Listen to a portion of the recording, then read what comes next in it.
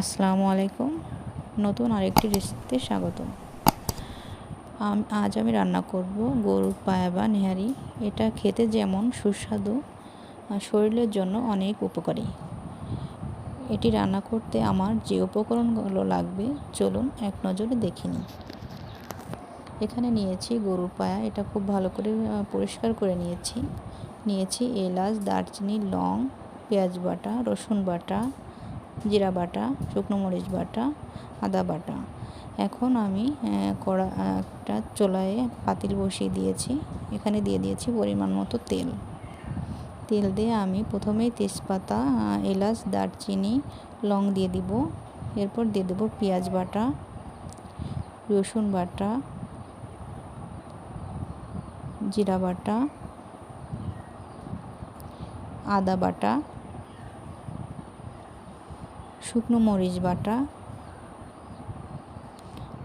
কিছু শুকনো মরিচ এভাবে কেটে নিয়েছি দিয়ে দিব লবণ পরিমাণ মতো, হলুদের গুঁড়া দিয়ে মশলাটা ভালো করে মিশিয়ে নিব।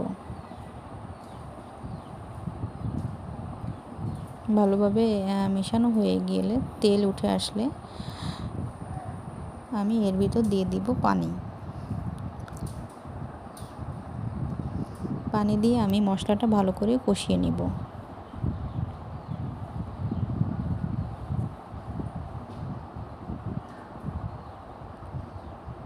ভালোভাবে কষানো হয়ে গেলে এ পর্যায়ে আমি দিয়ে দিব গরুর পায়া দিয়ে ভালো করে মশলার সঙ্গে মিশিয়ে নিব।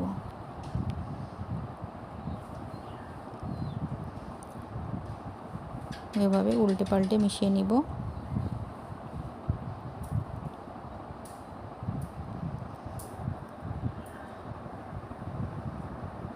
ভালোভাবে নাড়িয়ে মিশিয়ে নিব।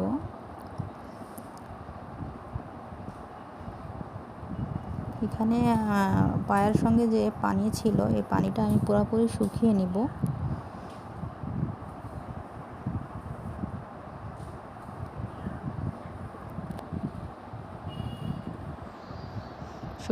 পানিটা ভালোভাবে শুকিয়ে গিয়েছে। এই পর্যায়ে আমি দিয়ে দিব পানি দিয়ে একটু নাড়িয়ে চাড়িয়ে ঢাকনা দিয়ে রান্না করব।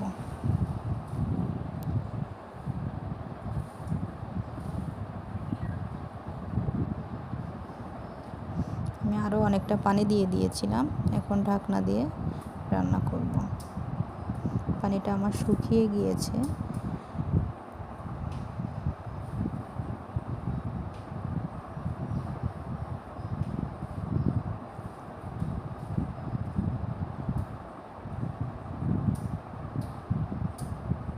এ পর্যায়ে আমি আরও কিছু পানি দিয়ে দিব। পানি দিয়ে ঢাকনা দিয়ে রান্না করব।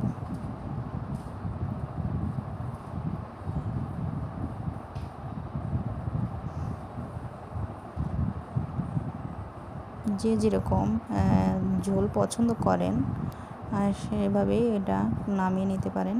এ পর্যায়ে আমি দিয়ে দিব গরম মশলার গুঁড়া দিয়ে আমি আরেকটু রান্না করে নামিয়ে নিব। আমি নামিয়ে নিয়েছি। দেখুন, এটা দেখতে অনেকটা লোভনীয় হয়েছে, খেতেও আলহামদুলিল্লাহ অনেক মজা হয়েছে। এভাবেই বাসায় ট্রাই করুন। আশা করি